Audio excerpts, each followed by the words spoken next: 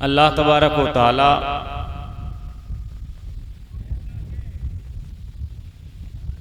कलाम मजीद के अंदर इरशाद फरमाता है, लक़द मन्नल्लाहु अलल मुमिनीन इज़ बअसा फ़ीहिम रसूला। अल्लाह कहता है कि मेरा ईमान वालों पर एहसान है, मोमिनीन पर मेरा एहसान है। वैसे भी हम सब जानते हैं अल्लाह तबारक व तआला ने हम सब को जो ज़िंदगी अता की, इस ज़िंदगी के एक एक लम्हे उसका एहसान है। अगर कोई बंदा घर से बाहर पाँव निकालता है तो ये भी मेरे रब का एहसान है। हाथ हरकत करके कोई काम करता है, ये भी उसका एहसान है। अल्लाह का दिया हुआ रिज़्क वो खाता है, ये भी मौला का एहसान है। मतलब ये समझिए कि जिस घर में आप रहते हैं उसे आप ही ने बनवाया, लेकिन मेरे मालिक का एहसान है। आप सुबह से लेकर शाम तक जो अफ़आल करते हो, हर फेल में मौला की हिकमत है, उसका एहसान है। अल्लाह ने कुरान में कहा, लक़द मन्नल्लाहु अलल मुमिनीन, जरूर मेरा मोमिनीन पर एहसान है। ऐ मौला, तेरे एहसान तो बेशुमार हैं, यहाँ किस एहसान का जिक्र कर रहा है?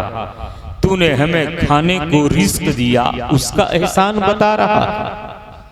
तूने चलने के लिए पाँव अता किए, क्या इस एहसान का तज़किरा कर रहा है? देखने के लिए आँख जैसी नेमत मौला तूने अता की, क्या इसके एहसान का जिक्र कर रहा है? अल्लाह कहता है, नहीं, मैंने तुम्हें पैदा किया, ज़मीन का बिछौना अता किया, आसमान का शामियाना तुम्हें अता किए, आसमानों पे सितारों के कुमकुमे हमने लगाए हैं, चांद और सूरज को रोशनी के लिए हमने भेज दिए हैं। ये कोई एहसान नहीं। अल्लाह कहता है, इज़ बअसा फ़ीहिम रसूला, जो मेरा सबसे बड़ा एहसान है वो ये है कि अपना महबूब रसूल तुम्हें मैंने अता कर दिया है। मैंने अपना रसूल तुम्हें अता किया है। इसीलिए तो किसी शायर ने कहा था, वो हर आलम की रहमत हैं, किसी आलम में रह जाते, ये उनकी मेहरबानी है कि ये आलम पसंद आया। ये उनकी मेहरबानी है कि ये आलम पसंद आया। वो जो न थे तो कुछ न था, वो जो न हो तो कुछ न हो, जान है वो जहान की, जान है तो जहान है। मुस्तफ़ा तशरीफ न लाते, कसम खुदा की ये दुनिया हमें मयस्सर न आती। आज अगर किसी बाप को बेटे का प्यार मयस्सर आता है, यकीनन वो बेटे का प्यार या बेटी का प्यार मुस्तफ़ा के घराने से हमें अता किया गया है। नबी न आते तो एक इंसान को बीवी की न मोहब्बत मिलती, न माँ की ममता हमें मिला करती।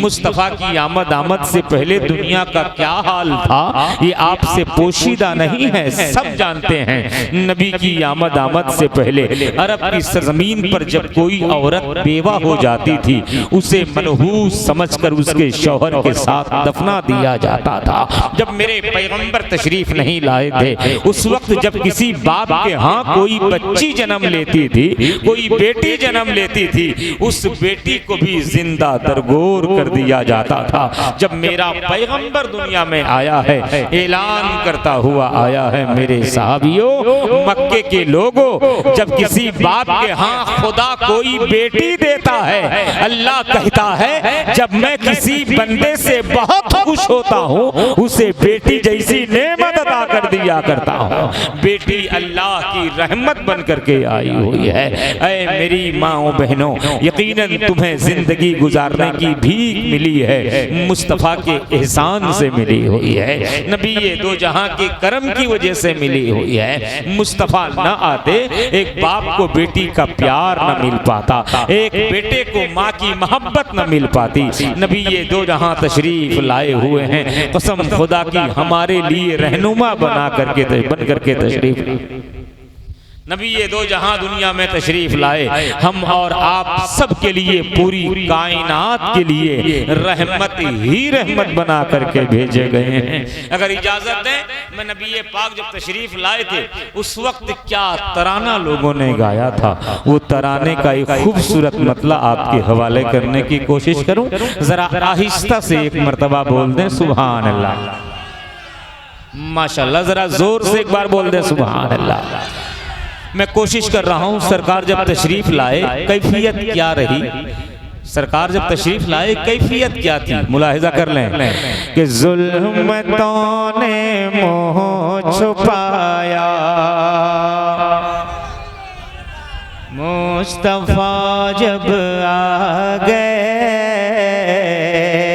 जुल्मतों ने मोह छुपाया, मुस्तफा जब आ गए, जुल्मतों ने मुँह छुपाया, जुल्मतों ने मुँह छुपाया, मुस्तफा जब आ गए, जुल्मतों ने मुँह छुपाया, मुस्तफा जब आ गए, जुल्मतों ने मुँह छुपाया, मुस्तफा जब आ गए। जब नबी तशरीफ लाए अंधेरों ने मुँह छुपा लिया, उजाले ने चेहरा दिखा दिया। इसी को शायर के जुल्मत के माने अंधेरे के आते हैं। शेर समझ रहे हैं, जुमला समझ रहे हैं तो एक बार बोल दें सुभान अल्लाह। थोड़ा सा आवाज बढ़ाते हैं इसमें, बड़े वाले में। जुल्मतों ने मुँह छुपाया, मुस्तफा जब आ गए, जुल्मतों ने मुँह छुपाया, जुल्मतों ने मुँह छुपाया, जुल्मतों ने मुँह छुपाया, मुस्तफा जब आ गए, मुस्तफा जब आ गए, दहर में फैला उजाला, मुस्तफा जब आ गए, दहर में नारे तकबीर, नारे रिसालत, मसला के आला हजरत, नारे तकबीर। मुस्तफा जब आ गए, दहर में फैला उजाला, मुस्तफा जब आ गए। अभी कुछ देर पहले मौलाना अब्दुल कादिर साहब के नाम का सदका लोग लुटा रहे थे। अब देख बलाएं ले ले करके निछावर कर रहे थे। अल्लाह ताला देने वालों की उम्र में भी रिस्क में बरकत दे। बिलखुसूस मौलाना अब्दुल कादिर की इस निज़ामत में भी बरकतें अता फरमाए।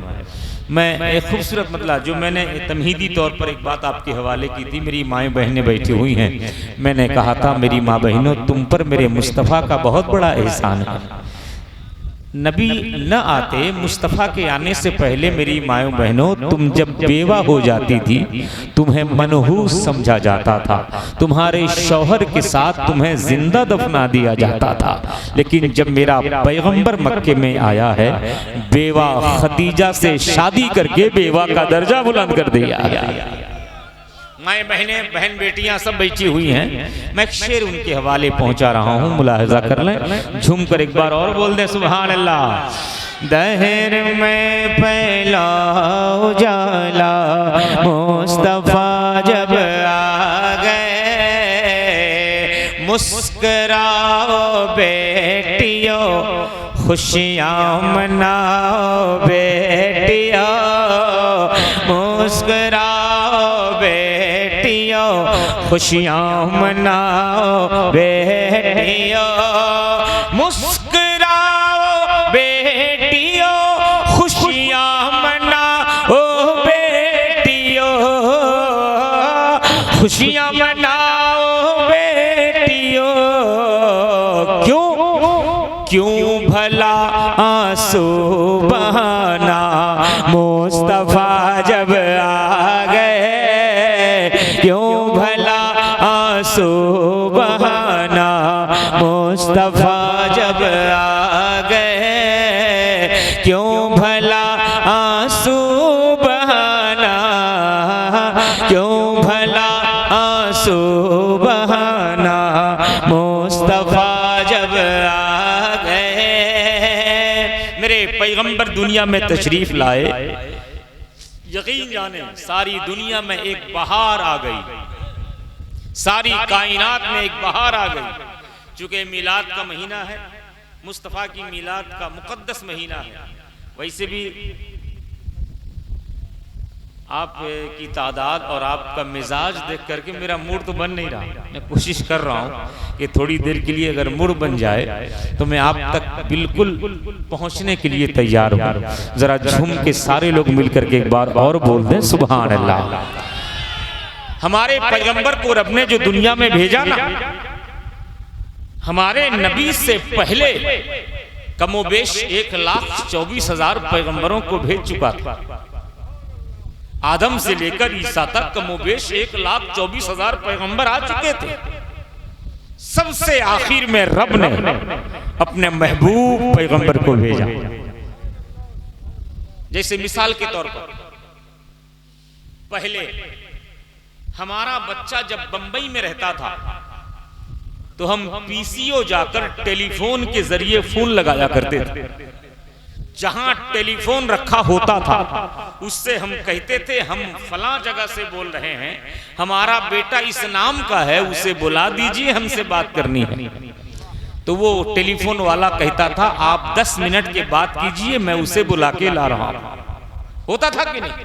फिर वो बुलाने जाता था, आपका बेटा आता था बात करने के लिए, वो पैसा कुछ उससे भी लेता था। जहां से आप बात कर रहे हैं वो पीसीओ वाला भी आपसे पैसा लेता था।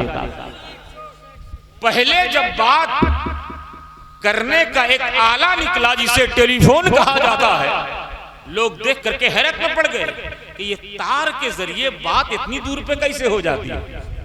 लेकिन जब मोबाइल आ गया उसका रिकॉर्ड खत्म कर दिया। अब तक तो तार पे बात हो रही थी तो तुम हैरत में पड़ गए थे, अब बगैर तार के बात मोबाइल करवा रहा है। हैरत और बढ़ गई, हैरत और बढ़ गई। मोबाइल टावर के सहारे बात करवाता। पहले ये था कि जब मोबाइल से बात करना होता तो हम घर के अंदर नहीं, घर से बाहर नेटवर्क लाने के लिए आते। घर के अंदर जाएंगे बात कट कट के आएगी, चलो यार बाहर चलते हैं, नेटवर्क नहीं आ रहा है। फिर नेटवर्क के सहारे बगैर तार के बात होने लगी। मतलब क्या समझे आप? वही बात पीसीओ के जरिए टेलीफोन भी करा रही थी, वही बात मोबाइल भी करा रही है। फर्क क्या है? वो तार के जरिए करा रही थी, ये बगैर तार के जरिए करा रही है। अब जब मोबाइल आया, टेलीफोन का रिवाज खत्म। वो अलग बात है कि आजकल ऑफिसेस में चल रहे हैं, लेकिन रिवाज खत्म। कोई भी अपने घर पे आज टेलीफोन नहीं लगाता।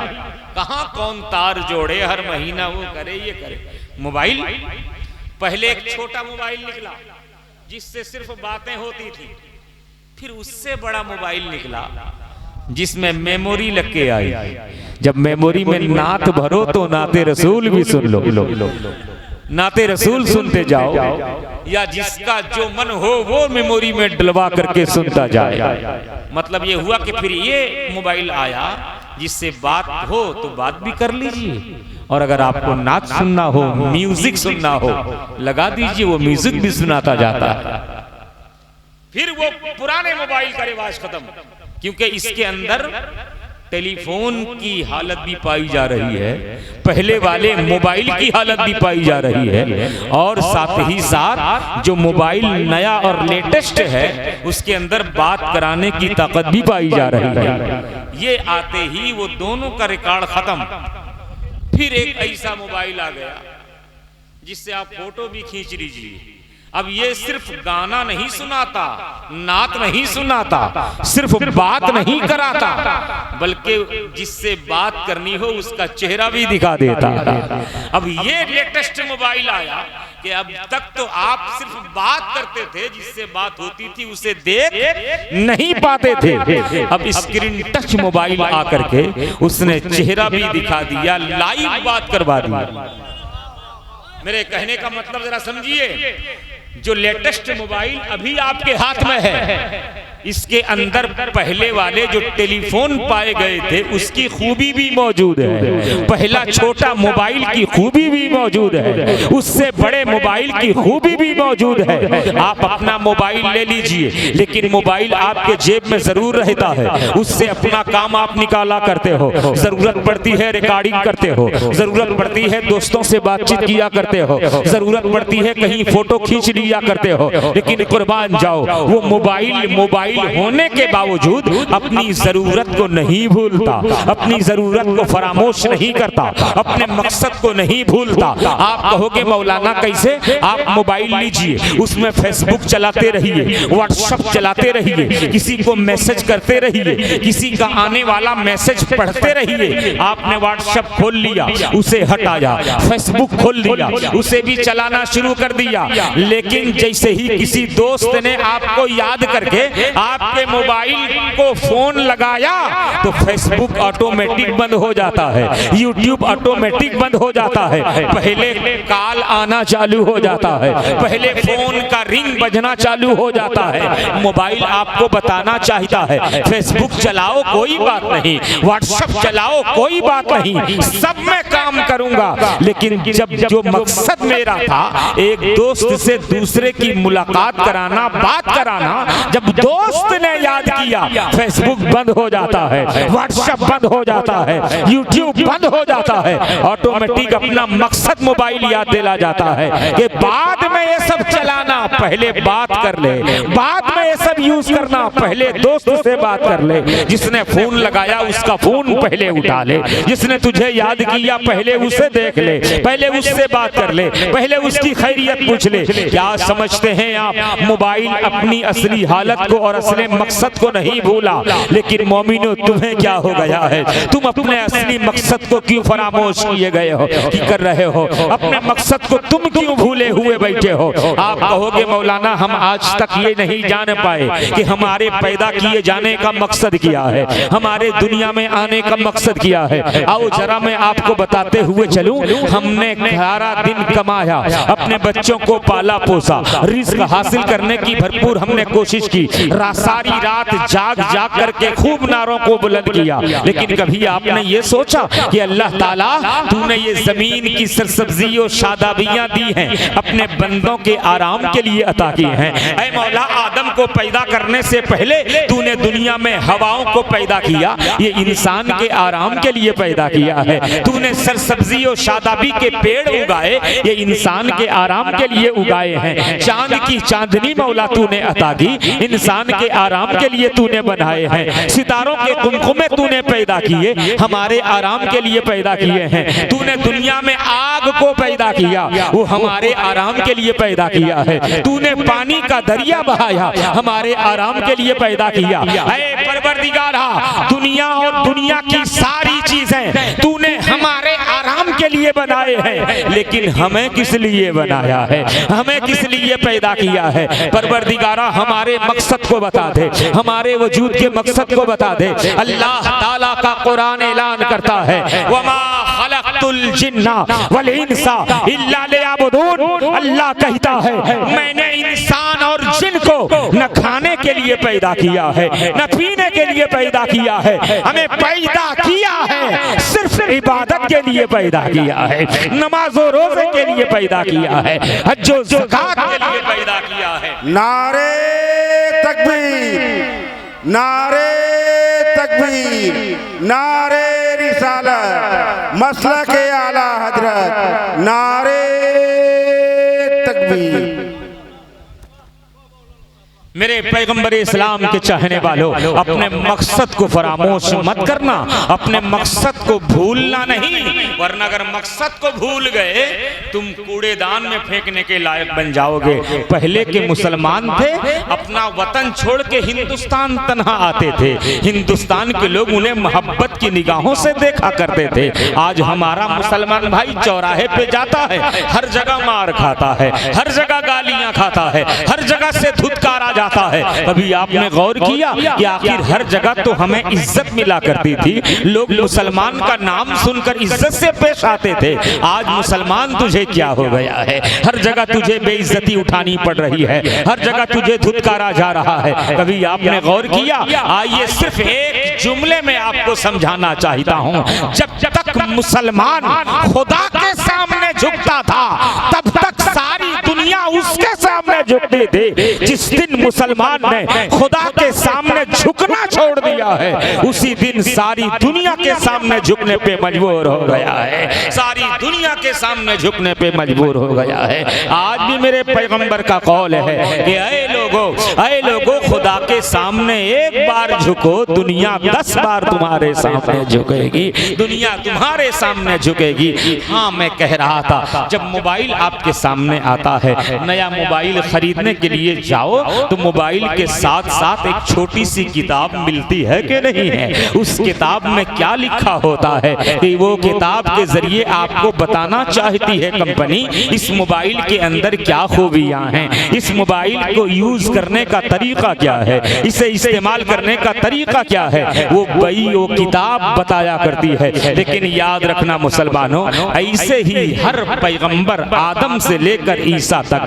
अल्लाह ने आदम को भेजा, तन्हा नहीं भेजा, किताब दे करके भेजा है। नूह को भेजा, तन्हा नहीं भेजा, किताब दे करके भेजा है। वो आसमानी किताबें किस लिए आई थी? वो ये बताने के लिए किताबें नाजिल की गई थी कि ये मेरा पैगंबर है, इसके साथ कैसा बर्ताव करना चाहिए, जिंदगी इसके साथ कैसे बिताना चाहिए। इस तरह अल्लाह तबारक व तआला ने अपना कुछ मौजिज़ा आदम को दिया, जमीन पे उतारा।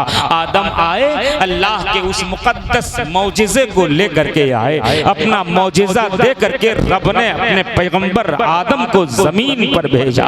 हजरत आदम ने अपनी एतबार से कौम को समझाया, अल्लाह के बंदों को खुदा की तरफ बुलाया। लेकिन जब आदम का दौर खत्म हुआ, फिर अल्लाह ने उनके बाद दूसरे पैगंबर को भेजा। मतलब किया हुआ, हर पैगंबर को अलग अलग किताब दे करके भेजा, अलग अलग मौजिज़ा दे करके भेजा। लेकिन याद रखना मुसलमानों, जो बात आदम में थी वो बात मूसा में नहीं थी, जो बात मूसा में थी वो बात ईसा में नहीं थी। मतलब मेरे कहने का जरा समझिए, हजरत मूसा अलैहिस्सलाम को जो छड़ी अल्लाह ने दिया था, उस छड़ी के अंदर ये मौजिज़ा था कि जब आप दुश्मन के सामने छोड़ देते वो खौफनाक अज़दहा बन जाया करता था। वही छड़ी जब मूसा के हाथ में होती, पत्थर पर मार देते, पानी का चश्मा उबल पड़ा करता था।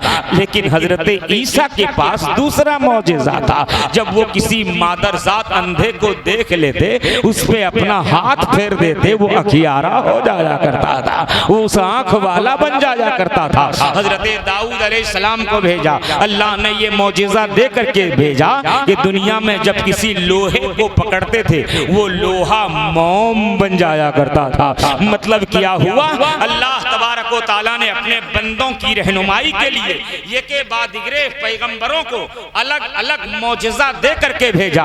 पहली कंपनी आई, सादा मोबाइल आपको दिया, दूसरी कंपनी आई और खूबी वाला मोबाइल आपको दिया, तीसरी कंपनी आई और खूबियां भर करके आपके सामने पेश किया, चौथी कंपनी आई और खूबी दे करके पेश किया। जो आखिर में लेटेस्ट मोबाइल आपके सामने है वो सबसे बेहतर है, सारी खूबियां उसके अंदर मौजूद है।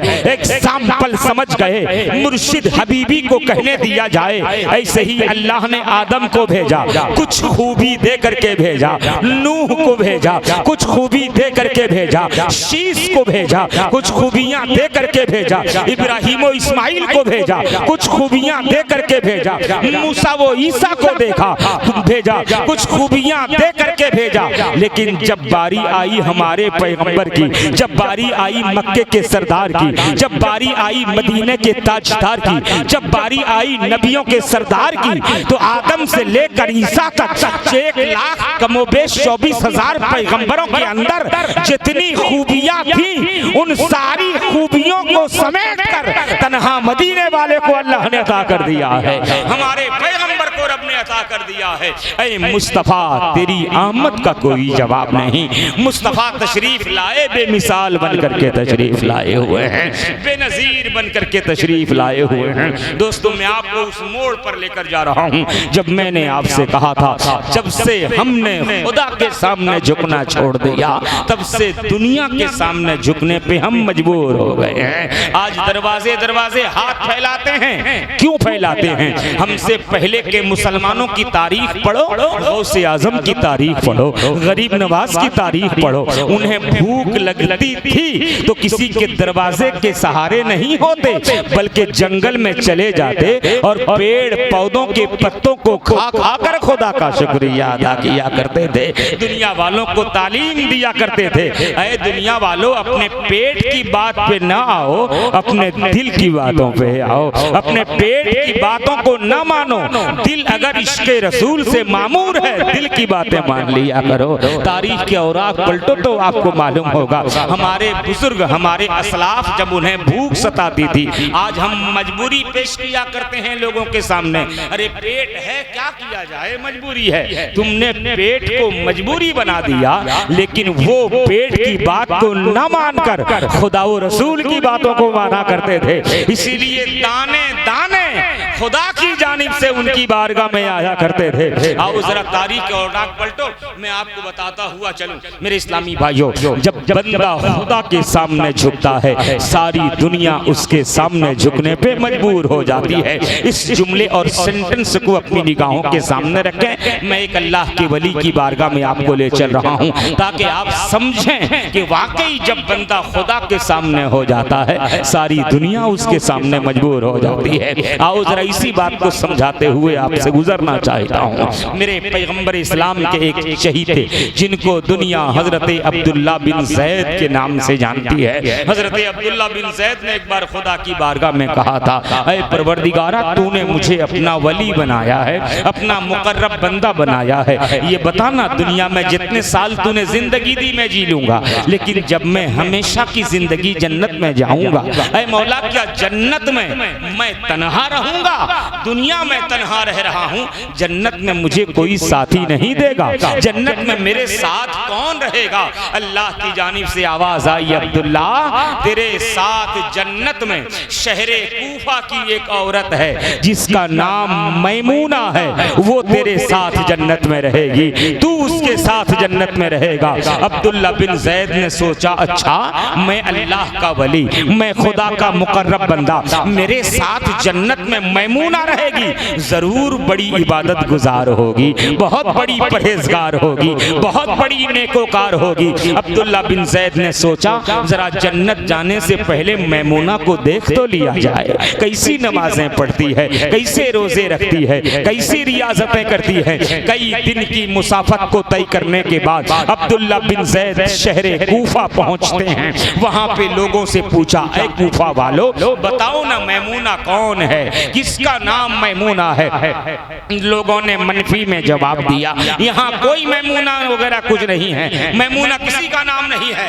कुछ देर खामोश रहने के बाद एक आदमी ने कहा, वो आने वाले मुसाफिर, हाँ हाँ मुझे याद आ रहा है, हमारी बकरियों को लेकर एक औरत जंगल में चराने चली जाती है, जब उसका राशन खत्म हो जाता है, एक बार महीने में गांव में आती है, राशन एक महीने का लेके फिर जंगल चली जाती है, उसी को मैमूना कहा जाता है, उसी का नाम मैमूना है। अब्दुल्ला बिन जैद जो बहुत दूर से गए थे, कहा वो जंगल कहाँ है? लोगों ने इशारे में बताया वो सामने में है। अब्दुल्ला बिन जैद सामने वाले जंगल में जाते हैं और जाते ही जैसे दाखिल हुए तो हैरत में पड़ गए कि हजरत मैमूना की बकरियां जंगल में चर रही हैं, लेकिन हजरत मैमूना एक साएदार पेड़ के नीचे बैठकर खुदा की इबादत कर रही हैं, खुदा की बंदगी नुमाइंदगी कर रही हैं। हजरत अब्दुल्ला बिन जैद गए और बकरियों को देखते जा रहे हैं, मैमूना को देख रहे हैं, बकरियों को देख रहे हैं। फिर ताज्जुब में पड़ गए कि मैमूना तो बैठकर कुरान पढ़ रही है, इबादत कर रही है, लेकिन मैमूना की बकरियों के साथ जंगल के शेर भी चल रहे हैं, जंगल के भेड़िए भी चल रहे हैं। अब और हैरत में पड़ गए, हाय अल्लाह, ये शेर और जंगल के शेर और बकरियों में दोस्ती कब से हो गई है, इनमें सुलह कब से हो गया है, समझ में नहीं आ रहा था। तब आपने सोचा उसी मैमूना से ही पूछ लिया जाए। आप मैमूना के जहां पेड़ के नीचे पढ़ रही थी कलाम पाक, वहां पहुंचे और पहुंचने के बाद कहा अस्सलामु अलैकुम। मैमूना ने कुरान बंद किया और फौरन मुड़ करके देख के कहा अब्दुल्ला बिन जैद तुम यहाँ क्यों चले आए, तेरी मेरी मुलाकात तो जन्नत में होने वाली है, तू यहाँ कैसे आ गया।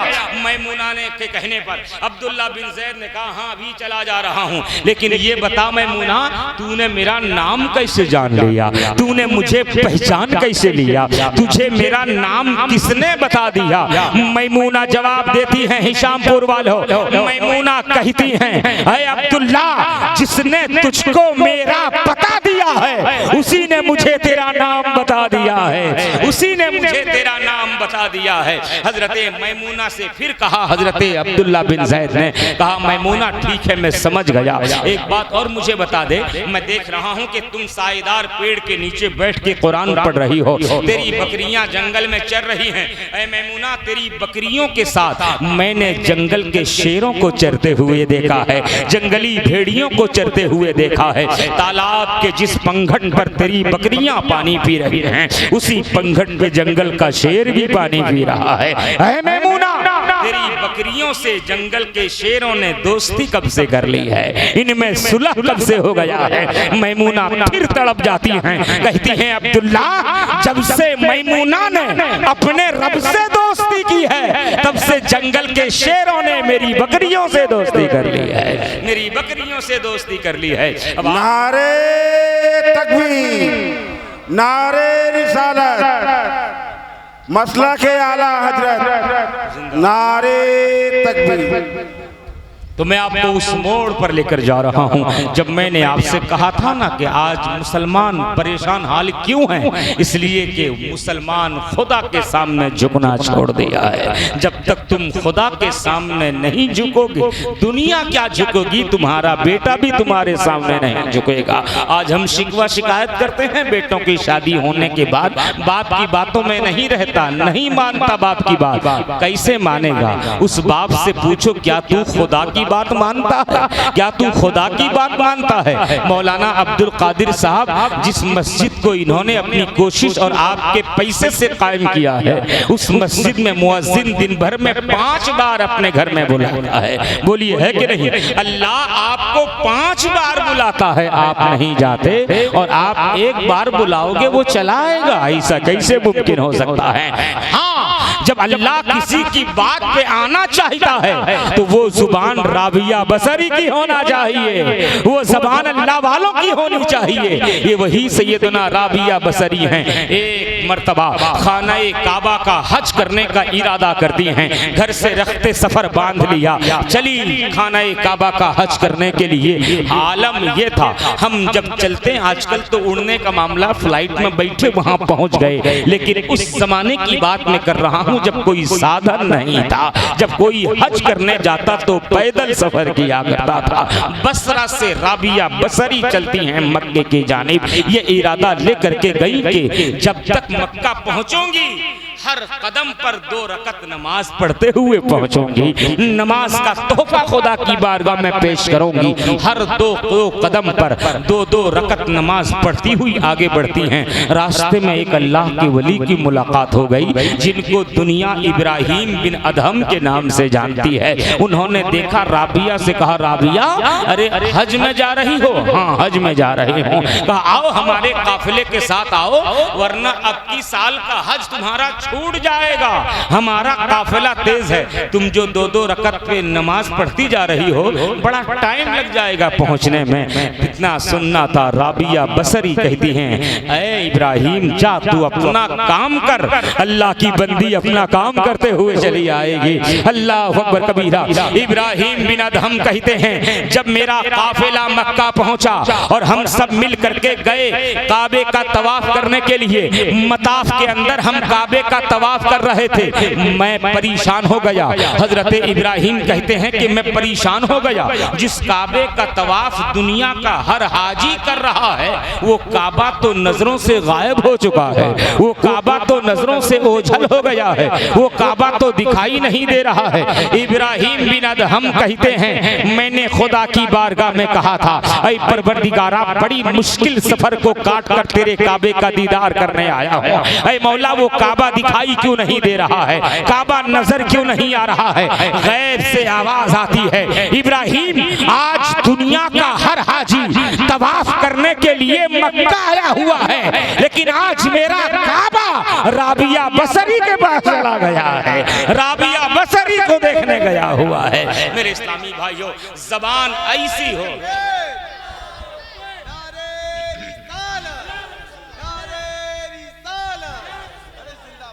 जबान राबिया की हो, फिर खुदा का घर चल करके क्यों ना चला है। हाजियों आओ शहनशाह का रौजा देखो, काबा तो देख चुके, काबे का काबा देखो। सारी दुनिया झुकती है काबे की तरफ, चाहे वो पूरब का रहने वाला मुसलमान हो, झुकेगा तो तवज्जो काबे की तरफ होगी।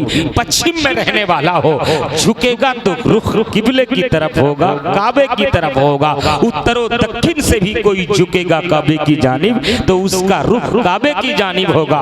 मतलब क्या हुआ, मतलब क्या समझे, सारी दुनिया का किबला, सारी दुनिया का मरकज सजदा, सारी दुनिया की तवज्जो, सारी दुनिया झुकती है काबे की तरफ, और काबा झुकता है मदीने वाले की तरफ। काबा झुक करके ये बताता है कि ऐ लोगों, जिसको तुम काबा कहते हो वो तुम्हारा काबा है, लेकिन काबा कहता है मेरा काबा मुस्तफा का रोजा है, मेरा काबा जाए मुस्तफा है। ऐ मुस्तफा तेरी कोई मिसाल नहीं, मेरे आका को रब ने बेमिसाल बना करके भेजा है।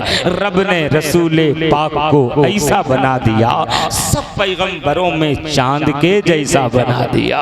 हमारा पैगंबर बेमिसाल है, मुस्तफा बेनजीर है, मुस्तफा की कोई मिसाल नहीं। नबी की खूबसूरती देखो, दिल में दरूदे पाक पढ़ करके फूंको, नबी की मोहब्बत का चेहरा सामने में आ जाएगा। ऐ नबी, जब तेरे चेहरे की मिसाल जिब्रील न ला सके, जिसने दुनिया देखा, जिसने आसमानों की सैर की, जिसने पूरी रुए जमीन को देखा, जिसने फरिश्तों को देखा, जन्नत की हूरों को देखा, वो जिब्रील कहते हैं मुस्तफा तेरे तलवे का जब कोई जवाब नहीं, तेरे चेहरे का जवाब कहां से लाऊंगा।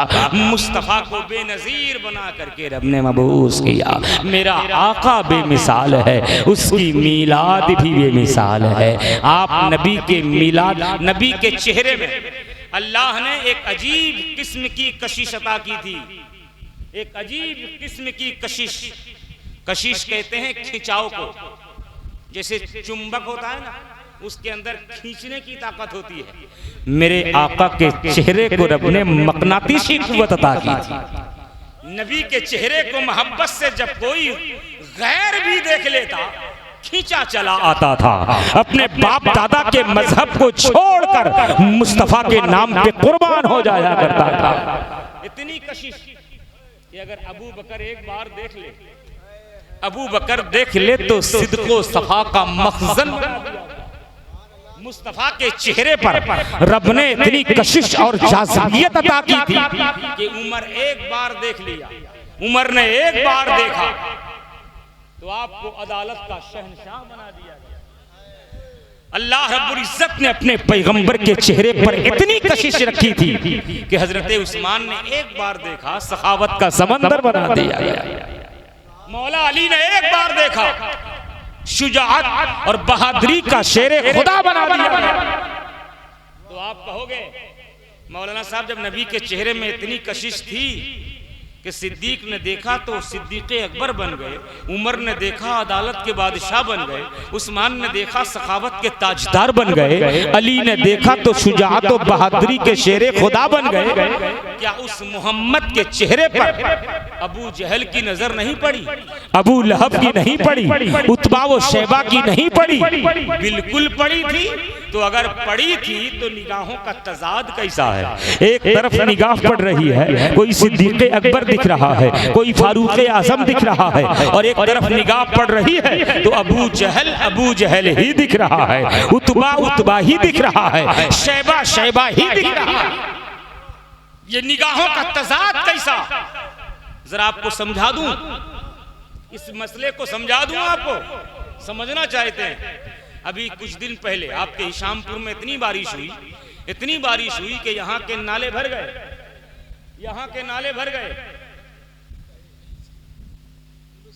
नाज़िम इजलास जनाब मोहसिन रजा साहब ने कहा, मौलाना साहब ये लोग कहते हैं कि इतनी बारिश हुई कि नदी नाले भर गए। मेरे घर में एक बर्तन है, उसमें एक कतरा पानी भी नहीं। हम हैरत में, लोग सुनने वाले हैरत में, अरे इतनी बारिश हुई कि नदी नाले भर गए, और ये कह रहे हैं कि मेरे आंगन पे एक बर्तन पड़ा हुआ था, उसमें एक कतरा पानी भी नहीं है।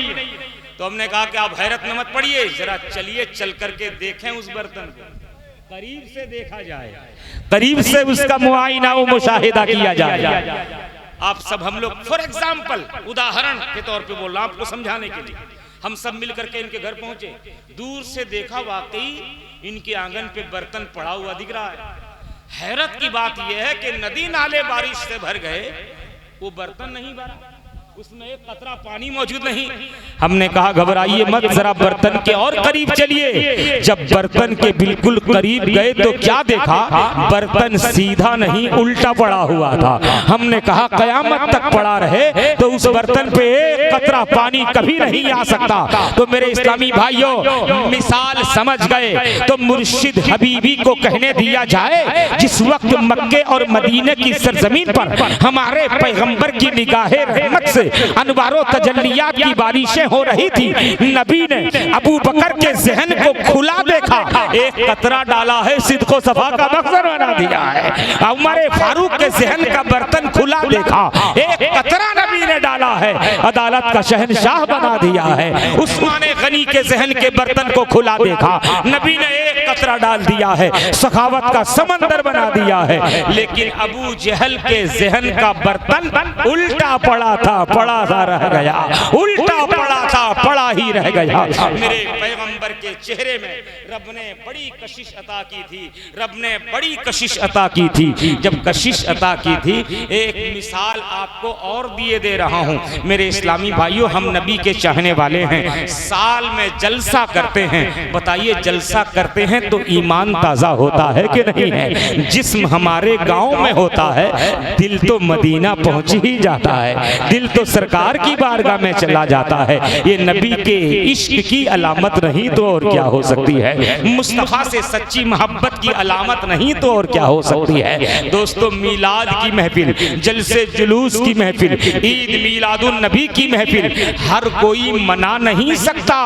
रब के बगैर चाहे पेड़ का पत्ता नहीं हिलता, तो रब के बगैर चाहे हमारा जेब से पैसा कैसे निकल जाया करता है। ये पैसा हम अपनी कमाई का जरूर देते हैं, लेकिन ये रब की रहमत के वसीले से हमें देने की तौफीक बराबर होती है। हम अपने नबी के नाम पे लुटाने की कोशिशें किया करते हैं। ऐ नबी, ये दो जहां से सच्ची मोहब्बत करने वाले, मेरे पैगंबर के चाहने वालों, मेरे नबी से के नाम पे मर मिटने वालों, नबी के नाम पे सब कुछ लुटाने के लिए तैयार होने वाले मेरे भाइयों, मेरे पैगंबर दो जहां को रब ने बड़ी कशिश अता की थी, बड़ी जाज़िबियत आपके चेहरे में मौला ने रखी थी। मेरे पैगंबर इस्लाम से सच्ची मोहब्बत करने वालों, जरा आओ देखो। एक बार मेरे पैगंबर बैठे हुए थे सहाबा के बीच, जैसे कभी कभी सितारों की झुरमुट में चांद चमकता है, ऐसे ही सहाबा के बीच में मेरे मुस्तफा चमकते दिखाई दे रहे हैं। नबी बैठे हुए हैं, खुला मैदान है, अचानक बगल से अबू जहल गुजरा। और अबू जहल ने देखा मेरे पैगंबर को, जानते हो देख के क्या कहा? कहा अय मोहम्मद सल्लल्लाहु अलैहि वसल्लम। अबू जहल ने कहा अय मोहम्मद, मैंने तुझ जैसा बदसूरत किसी को नहीं देखा। माज़ल्लाह, 7 बार माज़ल्लाह। क्या कहा अबू जहल ने? अय मोहम्मद, मैंने तुझ जैसा बदसूरत किसी को नहीं देखा। तो मेरे आका ने कुछ कहने के बजाय जानते हैं क्या जवाब दिया? सदक़ता या अबा जहल। अय अबू जहल, तू ठीक बोल रहा। क्या कहा आका ने? अबू जहल, तू सही बोल रहा। अबू बकर सिद्दीक बगल में खड़े थे, मोहब्बत के मारे खड़े हो गए। कहा या रसूल अल्लाह, ये अबू जहल क्या बोल रहा है? कसम खुदा की, मैंने आप जैसा खूबसूरत किसी को नहीं देखा। तो नबी ने कहा सदक़ता या अबा बकर, अबू बकर तू भी ठीक बोल रहा। और सहाबा भाई मौजूद थे। कहा या रसूल अल्लाह, अगर अंधेरा हो उजाला कैसे? उजाला है, अंधेरा कैसे? एक इंसान अगर मर्द है उसे हम औरत नहीं कहते, अगर कोई औरत है उसे मर्द नहीं कहा जाता।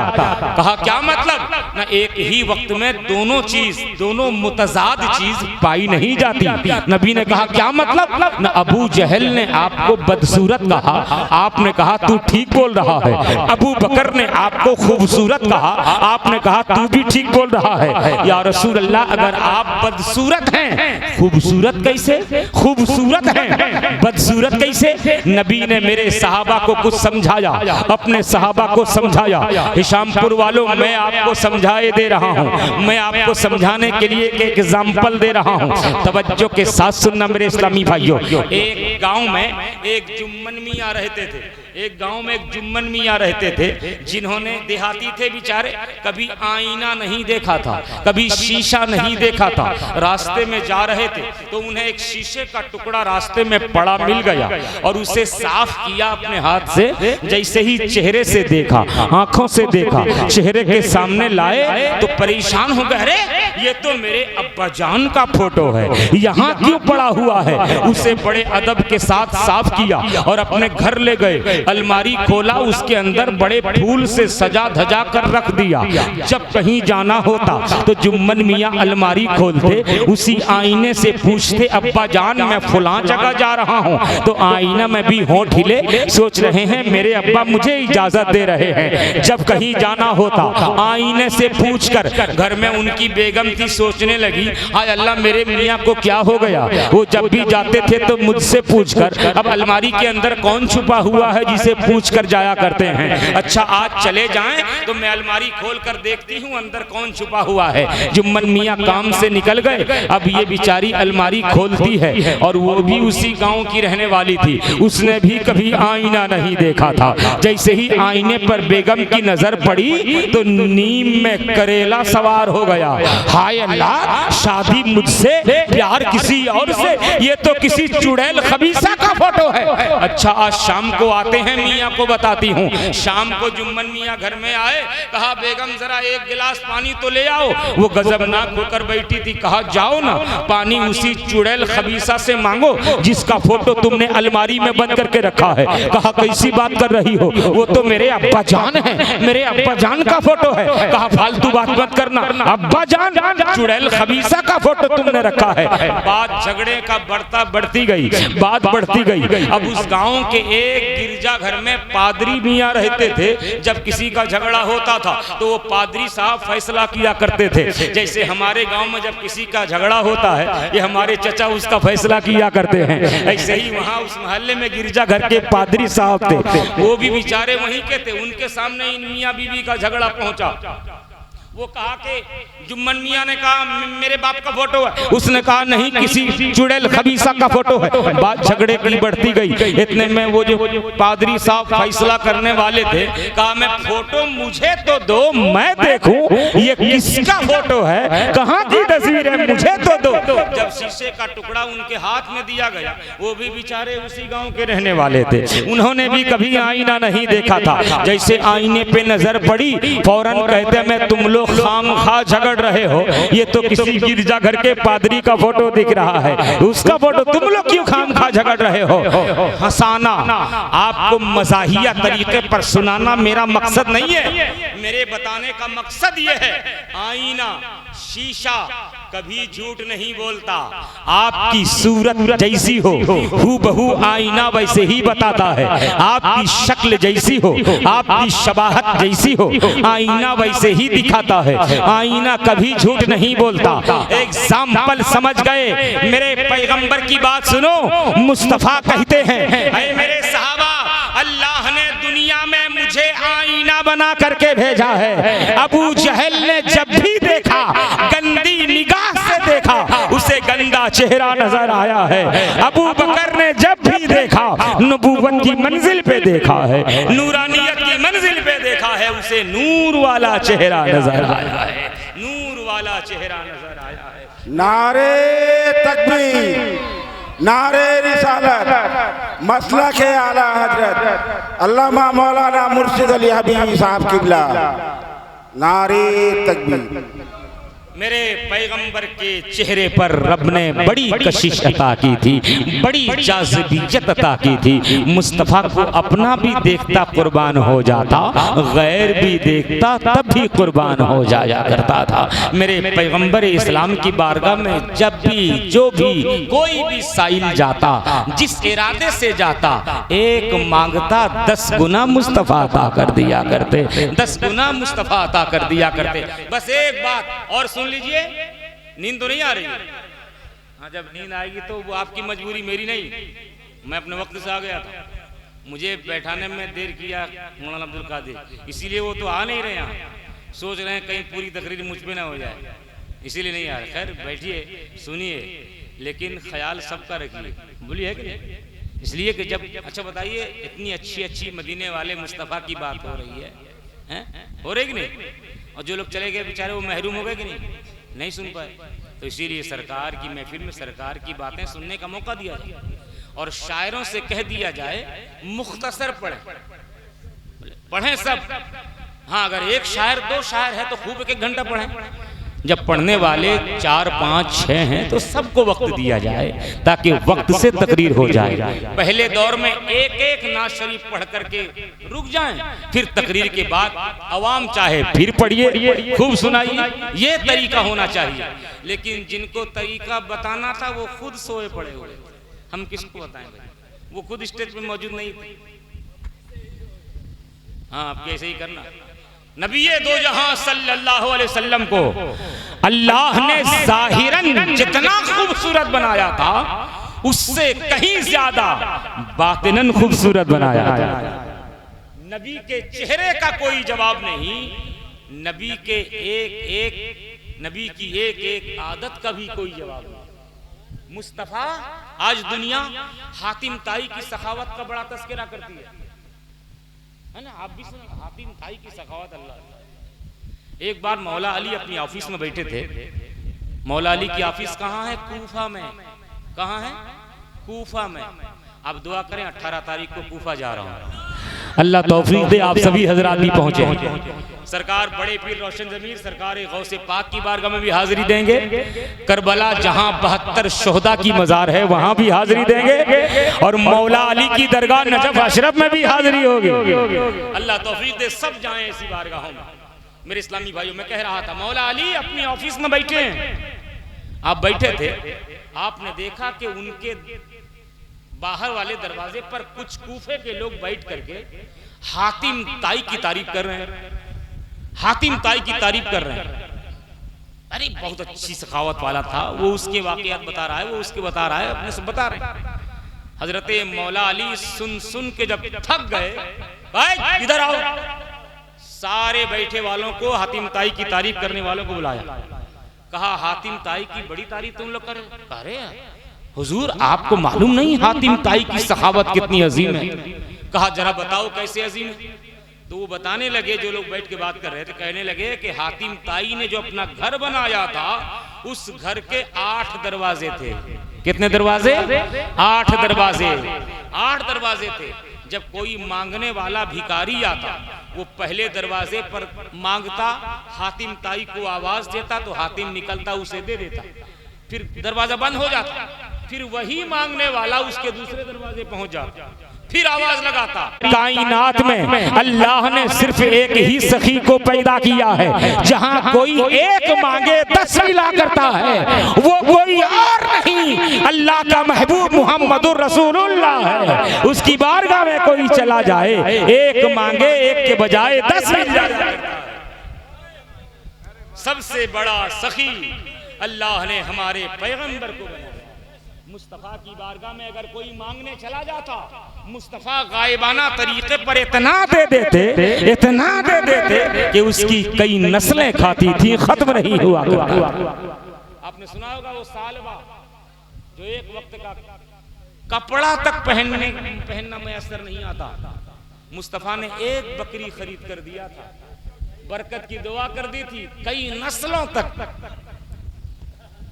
इतनी बकरियां हो गई कि उनके घर में जगह ना हुई तो जंगल चले गए। अगरचे उनकी मौत मुर्तद होकर के मरे, सालबा मुर्तद होकर के मरा, वो अलग बात है। लेकिन मुस्तफ़ा की बारगाह में जब कोई सवाली सवाल कर देता, मेरे आका इतना अता कर दिया करते, तो इससे पता चला मुस्तफ़ा के चेहरे का कोई जवाब नहीं, मुस्तफ़ा के जाहिर का कोई जवाब नहीं, बातिन का भी कोई जवाब नहीं।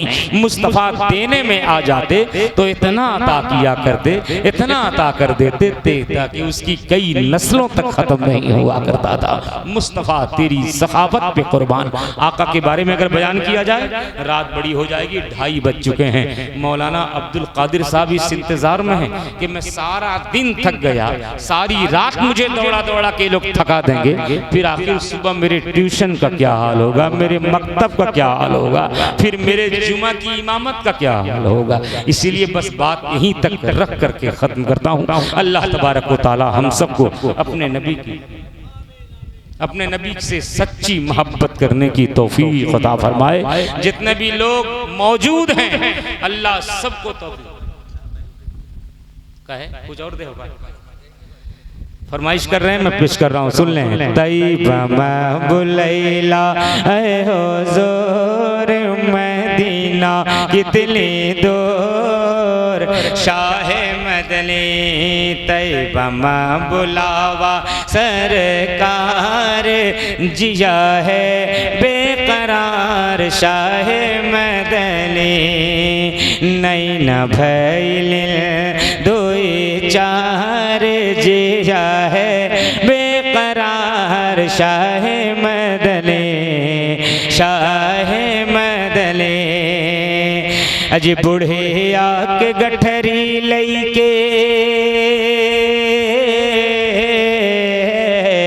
बूढ़े आके गठरी लईके चली लिल भेजे, और नाम नबी को सुनकर बूढ़े घबराए, नाम नबी को सुनकर बूढ़े आए बोले क्या कि कलमा पढ़ौदा सरकार, जिया है बेकरार शाह मदनी, कलमा पढ़ावा सरकार, जिया है बेकरार शाह मदनी, शाह मदनी।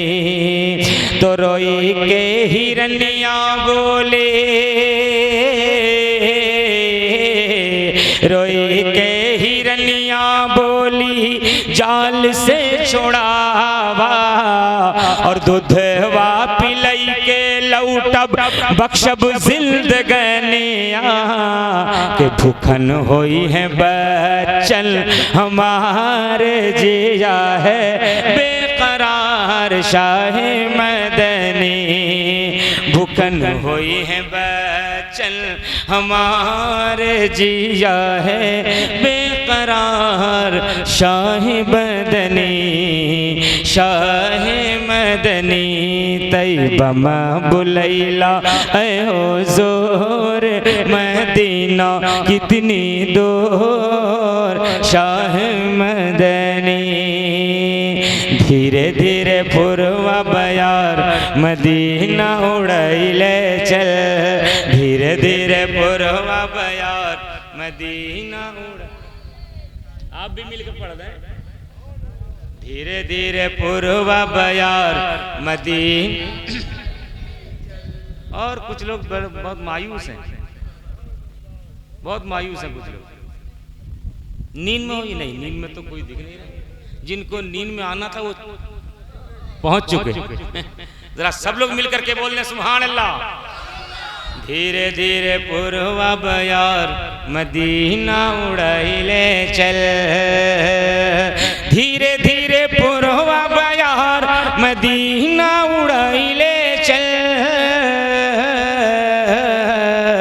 जियरा जियरा तड़पे हमार मदीना उड़ाइले चल, जियरा तड़पे हमार मदीना उड़ाइले चल।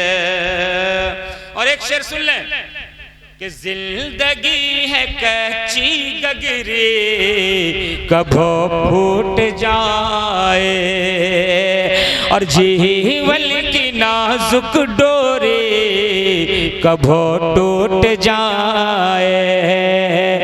तो अब नहीं करबे इंतजार मदीना उड़ाइले चल, अब नहीं करबे इंतजार मदीना उड़ाइले चल। वाखिरु दावाना अनिल हम्दुलिल्लाहि रब्बिल आलमीन। खड़े हो जाएं। सलाम।